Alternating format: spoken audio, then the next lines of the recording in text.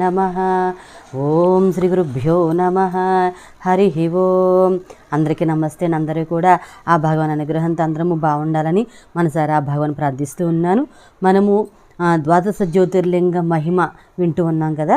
దానిలో భాగంగా ఇంతవరకు మనం 6 ద్వాదశ జ్యోతిర్లింగాల క్షేత్రాల మహిమ అయితే విని ఉన్నాము. ఈ రోజున వారణాసి క్షేత్రం గురించి అయితే మనము విందాము. మన దేశంలోని అత్యంత పవిత్రమైన పుణ్యక్షేత్రంగా ప్రసిద్ధి చెందింది వారణాసి. కాశీ కూడా అంటాము.